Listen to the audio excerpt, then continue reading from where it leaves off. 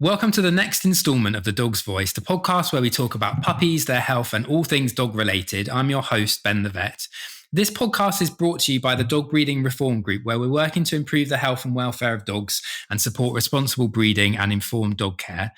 We have a really wonderful guest joining us today in Carol Fowler. Carol was the founding member of the Dog Breeding Reform Group, which I'll shorten to DBRG for the rest of this episode. Carol, for many years, has campaigned to improve the health and welfare of dogs. Carol, thanks very much for joining us. How are you doing today? Very, very well, thank you. Ben, nice to be here. Pleasure to have you. We've been in various meetings together, but we've never really had proper one-to-one chats. This is a good opportunity for us to do that. So I'm really interested to go back to the start when you set up DBRG. What kind of catalysed that? What sparked your passion for speaking about dog welfare and setting up DBRG in the first place? Post-retirement, I got my Cavalier King Charles Spaniel. And within weeks, really, I realised there was something wrong with her. Cutting a very long story short, she had Chiari malformation, syringomyelia, CMSM. At that time, there wasn't much known about it in veterinary circles. So it was a nightmare of, what is wrong with your dog? And then when MRI scanning came in, there it was, a squashed brain and syrinxes right down the spine. It absolutely just upset is not the word, it traumatized me really. I got to know Professor Claire Rusbridge pretty soon after that because I started digging in. And the other thing I thought was, if this is happening to my dog, then possibly it's happening to a lot of other dogs as well. And possibly a lot of other owners are going through this type of thing. And I just began looking into it all, the whole system of dog breeding, the reaction of the breeder to the problem with the puppy that she had bred was quite hostile, and also other breeders within the Cavalier King Charles circle. All those reactions made me think something really wrong here.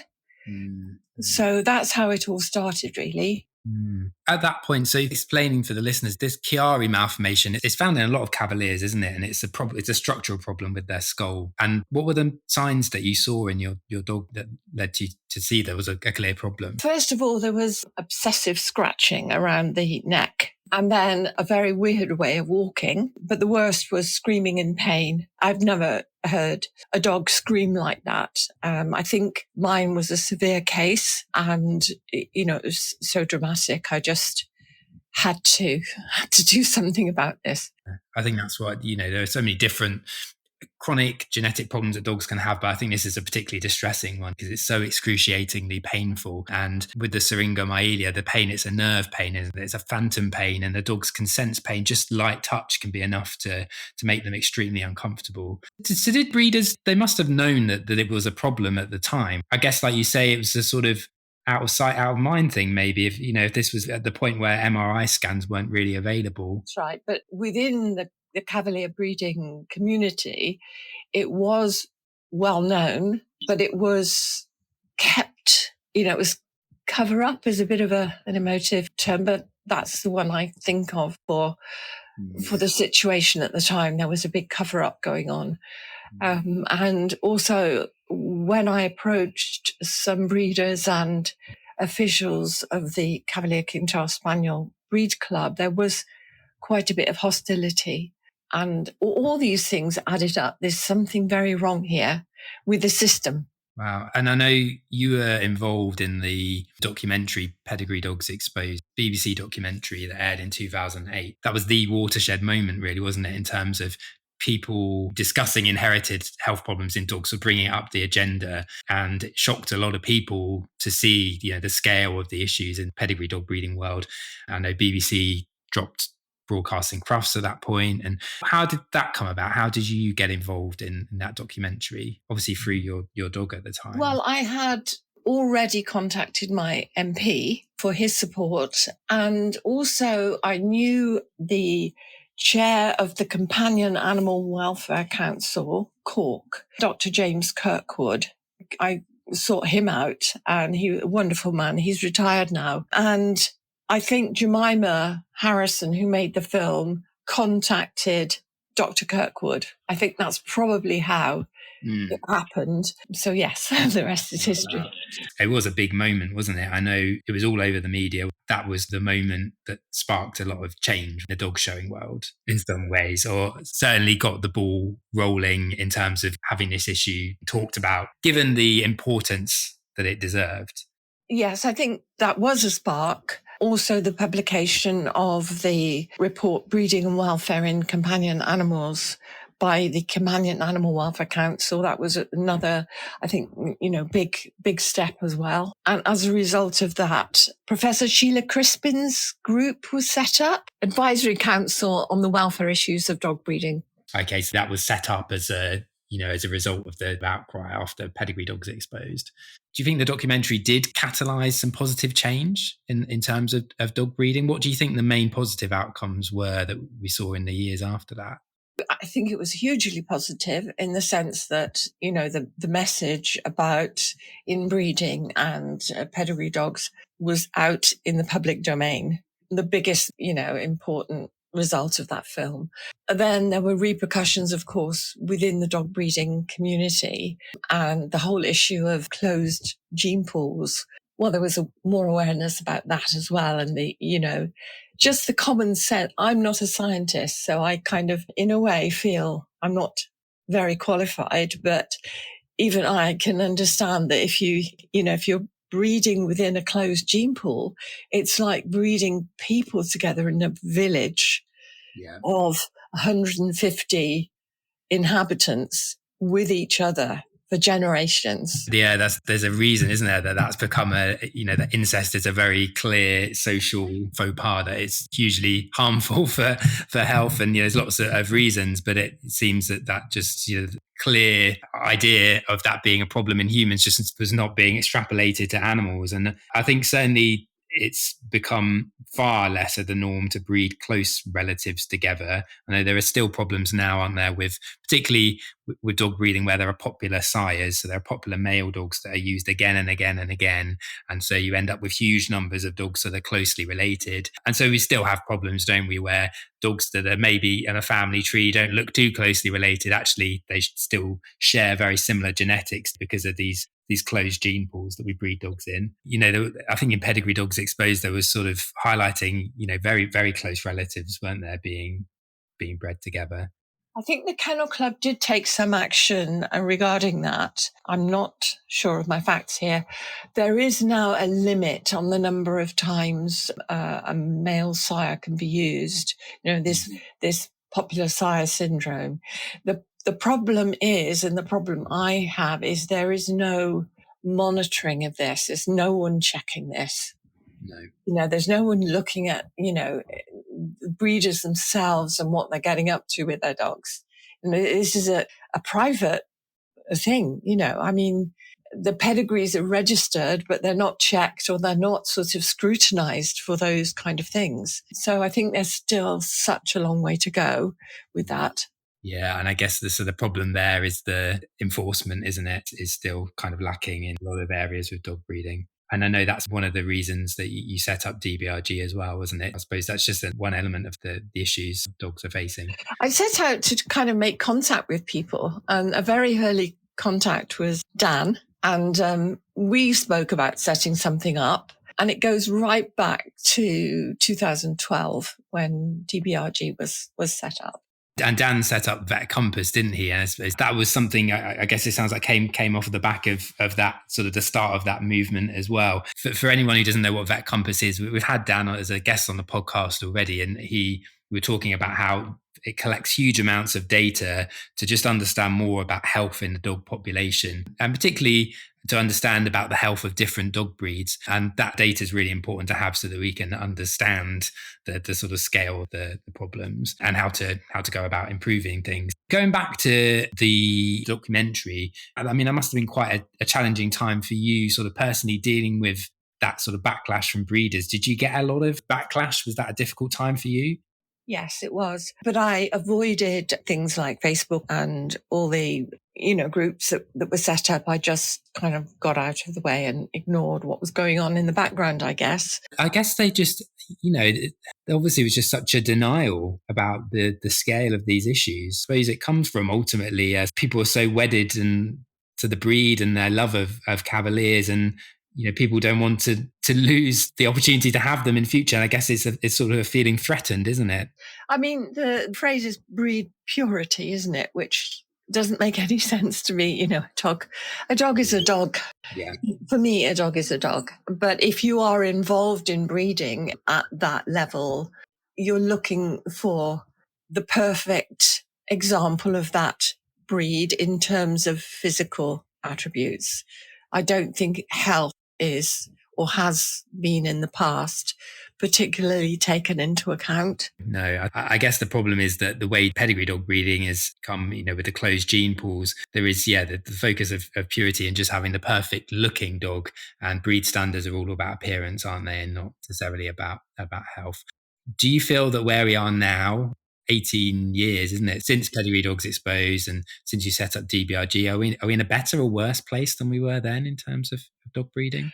When you say we, I mean, there are different groups of people, aren't there? I would say the veterinary profession is a lot more sort of engaged in these issues. I think the public are very slow to understand them. One of the things that I have noticed when finally the information about flat-faced dogs sort of came into the public awareness, what I'm seeing now is huge numbers of Dachshunds. Yeah. They've sort of taken over, haven't they? Passed the baton on to them from the brachycephalics. I look at a Dachshund and I think, this is a dwarf. Yeah.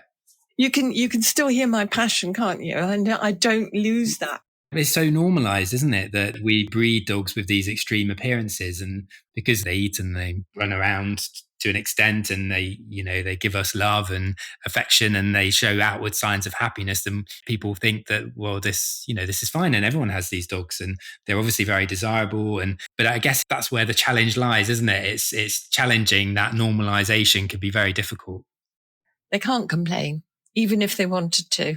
They can't complain, can they? I think the work done by APGAL last year and producing their report and the innate health report is a huge step. That's got to be promoted wherever it can. And they produced a sort of visual information about that. I think what's brilliant about that, and for anyone listening who hasn't heard of it, just Google the innate health assessment. It's free to use, and it's a tool really to help anyone wanting a puppy, or breeders also, to help select healthy dogs, and really shows in very simple terms which of these physical characteristics can cause harm, and what we should be looking for if you want a physically healthy dog. I think what's good about it, isn't it, is that it these health problems that we're seeing commonly in particular breeds, they do either come from genetic problems in breeding or exaggerated appearance. And this sort of just puts in very simple terms what people should be looking for in terms of the appearance.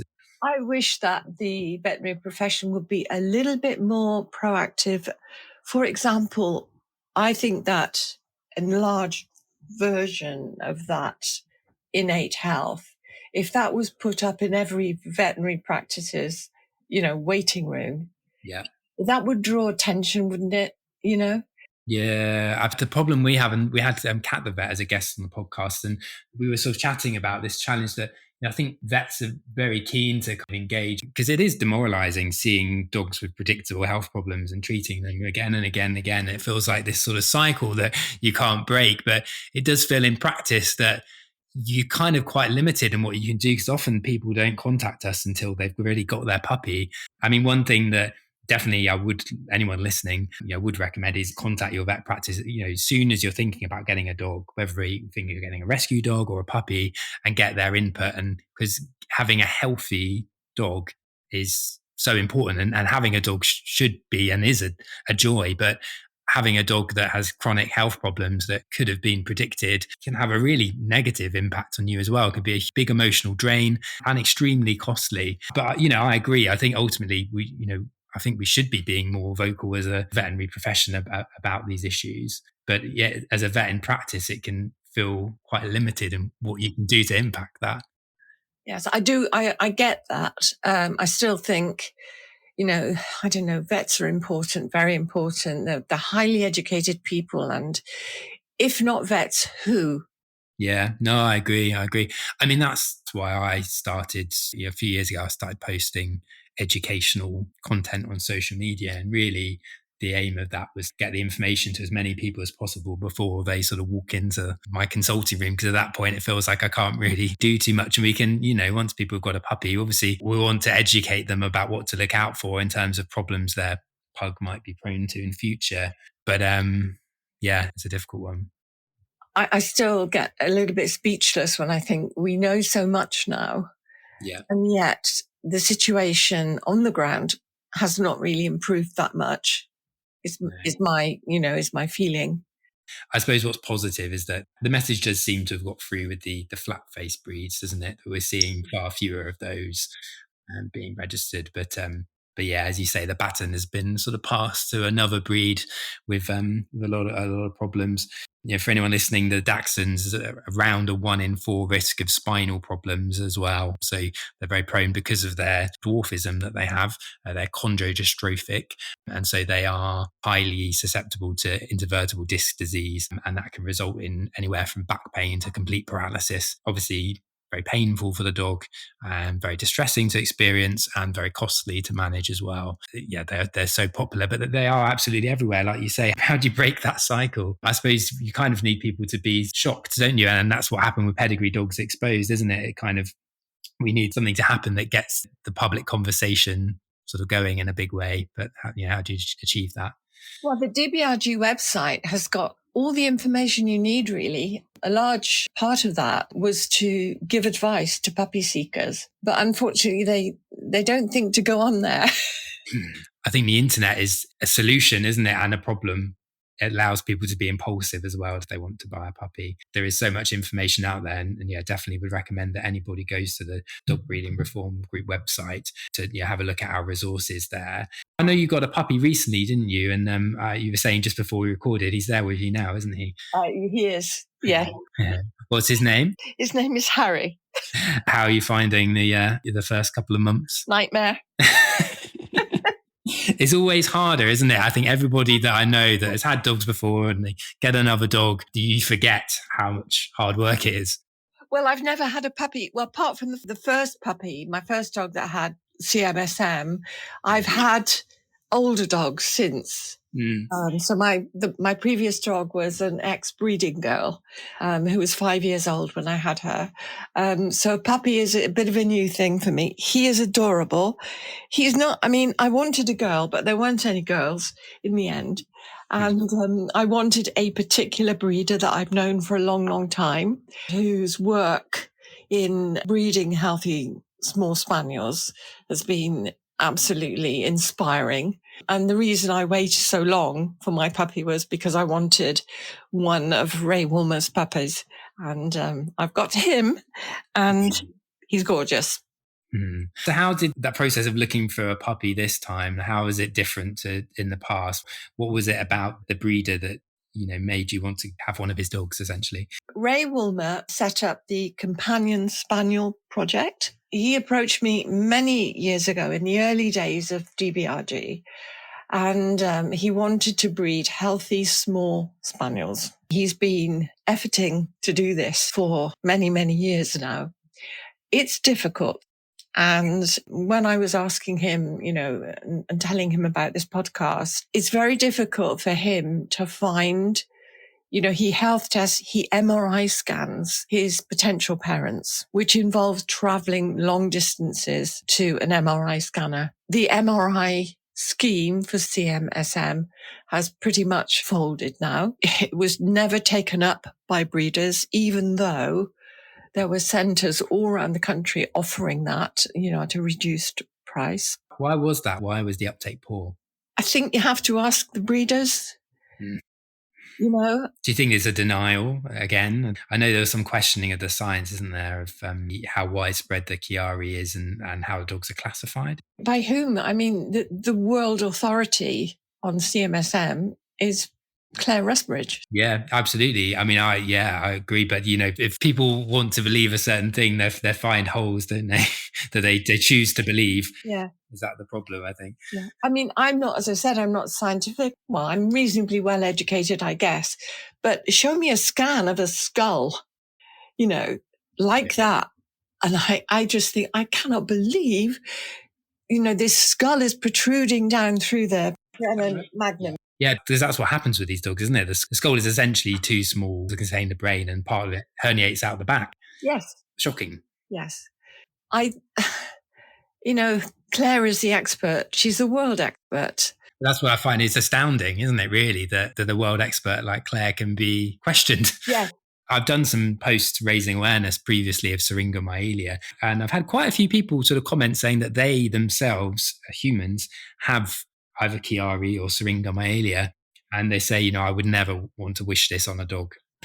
Yes, Claire had organised a symposium many years ago on it, and it was a combined human and canine symposium. And in the same way, the human specialist stood up and said, I cannot believe that you would knowingly breed this into dogs. It is excruciatingly painful. And yeah, that was all that time ago. That was about 30 years ago when that took place. I feel, it's just an observation that I've had, rightly or wrongly, some of the things that people like about Cavaliers is their sort of submissive nature, that they're very shy, they're very gentle dogs. And, I do worry or wonder how much of their characteristics or nature are due to chronic pain, due to Chiari malformation. Yes, I wonder that. Yeah, heartbreaking, isn't it? So Ray Warmer, the spaniels that he's breeding, I guess it's less typed. They're not a specific breed. Is that correct? We discussed together and called it the Companion Spaniel Project. And these are smallish, variable-sized spaniels that look a bit like Cavalier Cocker Crosses, which is what they are. And Harry is looking a bit more like a Cocker than a Cavalier, and he's big. How big do you reckon he'll get? I don't know. Too big. Yeah, so I guess that more of this needs to happen, doesn't it? I think, obviously a lot of the issues we're seeing in pedigree dog breeds, the sort of predictable health problems, are due to this low genetic diversity. So I guess what Ray is doing is the direction things need to go in, don't they? That there needs to be less of this kind of focus on specific appearance and type, and I guess more of a opening up of the mind to people just having dogs of a general sort of type rather than the very specific characteristics. A general type is what I would favour myself. That's all you need if you're breeding the pets, family dogs. That's all you need. And going back to the Companion Spaniel Project, Ray was hoping that he would sort of open up a big community, but that hasn't happened. I think once people realise the effort that's involved and the cost, they don't want to do it. It's very disappointing. I think the project probably needs funding. I would love to see it become bigger, but nevertheless, Ray will continue. I mean, he's so dedicated to what he's trying to do that it was worth waiting for one of his pups. I guess really these, like you say, the health testing and all of the extra thought that goes into breeding dogs like yours costs money, isn't it? It takes time. And I suppose one of the things we've talked about on other episodes of the podcast is not making impulsive decisions, having patience, waiting, speaking to different people, speaking to different breeders, finding the right dog. But I think also there needs to be maybe more willingness for people to pay more money for a healthier dog. They're paying astronomical amounts of money as it is. Yeah, for extremely unhealthy dogs that sort of come from God knows where, from a puppy farm or illegally imported with no health testing, and people are parting with thousands of pounds for, miniature dachshund and rare colouring. I guess the conversation needs to be what we're trying to do, really, isn't it? With Dog Breeding Reform Group, and this podcast is trying to move health up to top of the agenda when you're finding a dog, both the type of dog that you're selecting and also which breeder, where you're getting the dog from. Just, it's not just genetics, it's about how that dog is sort of raised and looked after at a young age, and the impact that can have not just on their physical health, on their emotional development and their behavior, and all of those things are really important. On the website to download is a leaflet called Advice for Puppy Buyers. And I think it's brilliant. It's not over scientific. Take a look if you haven't already, because there's so much good stuff on the website, but people don't know it's there. So what is the name of that page to the listeners?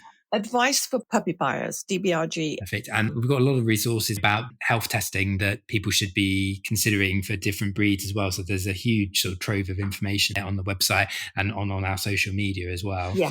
Yeah. So do you think, in your opinion, do you think, are there breeds of dog that should really be on a red list? Should we be telling people don't get a Cavalier because the risk of problems is so great? Yes. It's my opinion, but it's all very political, isn't it, Ben? Yeah. I would love to do that. I know we did discuss, at the time when information about the breeds was being produced, are we going to say, do not get this breed? I think it was decided that's a step too far. Yeah, it's difficult. Obviously, there are all things like the innate health assessment. The aim of that is really to hopefully shift the direction, the sort of movement towards breeding of less exaggerated versions of brachycephalic dogs that have a long muzzle, that have a tail. And so I guess all of these dogs' breeds can be changed. There is, it's very, very, very much possible, as your breeder is sort of demonstrating, that they can all be changed to be more innately healthy. But I guess there are these breeds that in their current state that really, I would agree that Cavalier King Charles Spaniels, that the problems are just so numerous with them and serious and have such an impact on their welfare that really people ought to consider another breed. However, if they are desperate to have that breed, then really they need to be finding a breeder that is doing as much health testing as possible. Yes, definitely. I think Scandinavia and other parts of Northern Europe are rather ahead of the UK in these things. They are prepared to look at, banning certain breeds, for example. They banned the Cavalier, haven't they? Yes. Yeah. We don't seem to be able to, I don't know, there's something in the UK's mentality, isn't it? That's just too extreme, and we have to rely on collaboration and being nice to everybody. And we can't say what I am very aware that there are things I can't say now, and I have got into trouble in the past because I tended to say things as they are. And, I'm sort of told you can't say that. That's going too far. That's being rude. That's, and I get that, but it's quite hard for me to hold my tongue. Likewise. I make a lot of educational content on social media.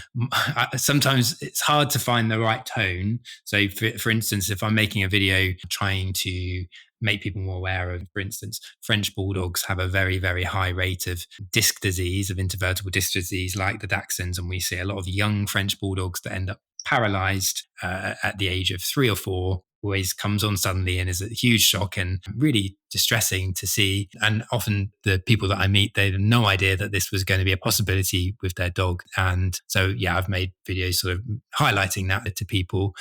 You do almost have to shock people, don't you? I think.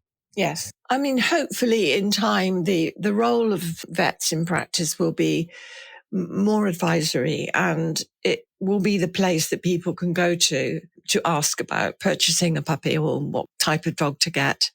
I really hope so. The veterinary profession are wonderful, and I've met some amazing vets, but they're just patching up what is wrong rather than, promoting what should be a healthy dog. No, it does feel like we're just putting Band-Aids a lot of the time. So absolutely. Anyone listening, thinking of getting a puppy, contact your vet practice. nurses or anyone on reception, vets were always happy to have conversations and kind of steer you in the right direction. I mean, and obviously we've got lots of resources on the website, but if people want to find a good breeder, they're looking to get a puppy, what are the things broadly that they can do to maximize their chances of finding a healthy puppy?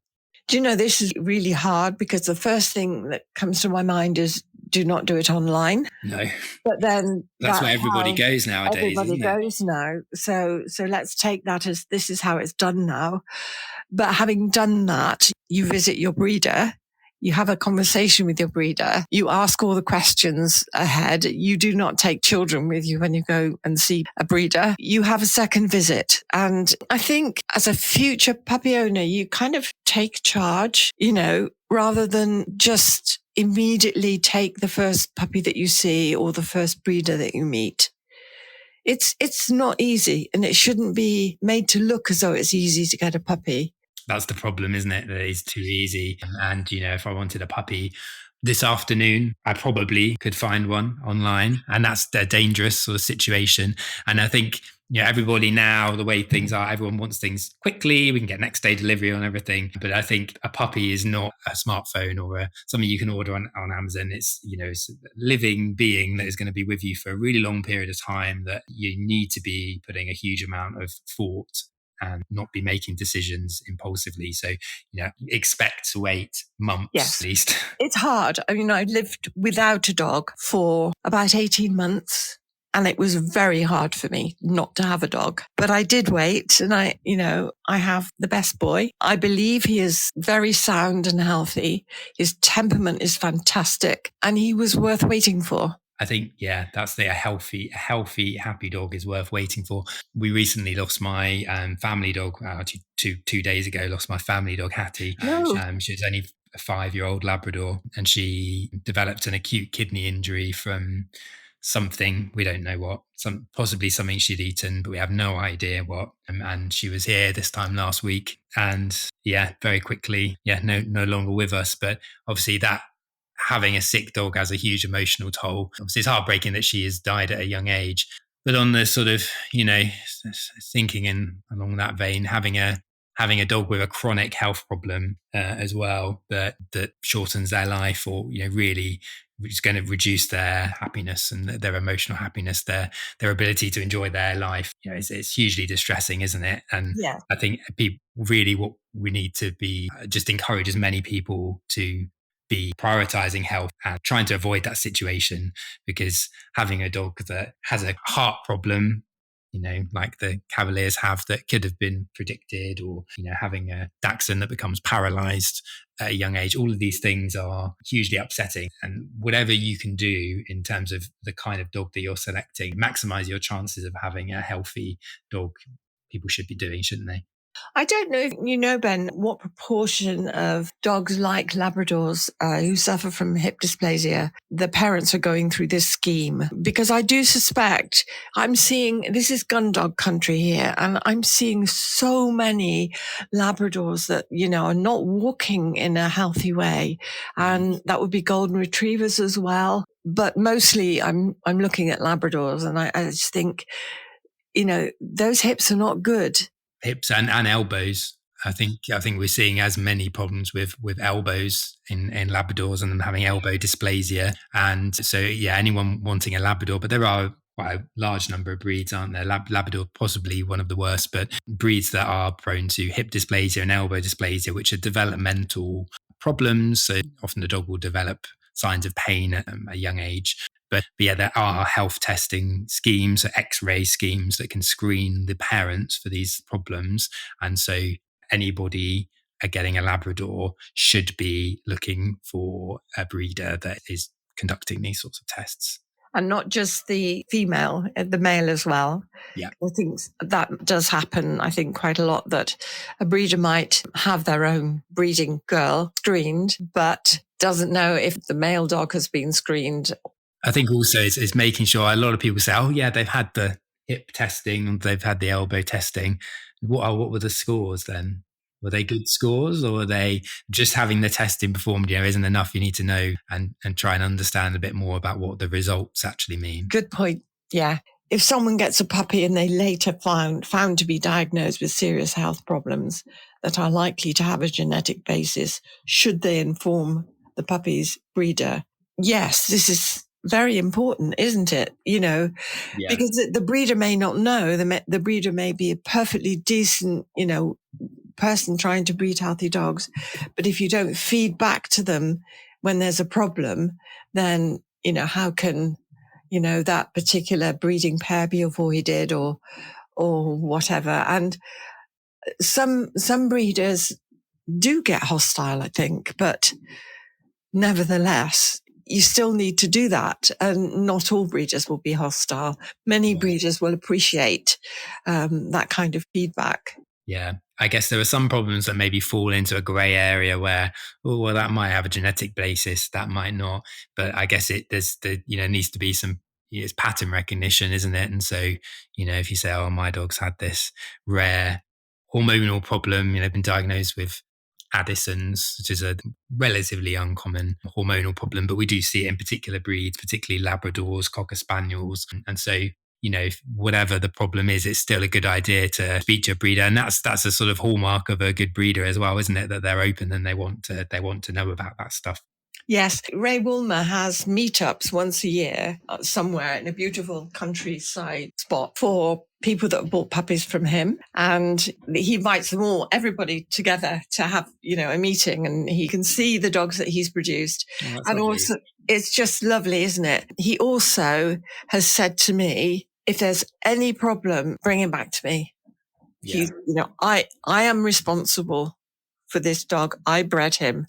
Yeah. And I just think that is, if only all breeders were like that. But that's also a hallmark of someone that's taken a lot of care, isn't it, in breeding a puppy, and somebody that hasn't done that will not be as willing. So, it certainly should be part of the conversation as well when you're, maybe meeting a breeder and visiting a puppy, asking about if we do have any problems, should we come back to you and let you know.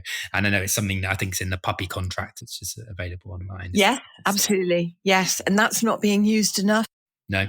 And that's, again, a really comprehensive resource that people can use, and either to ask the breeder to sign, or to just as a prompt really to be asking all the right questions. So again, free resource, freely available online.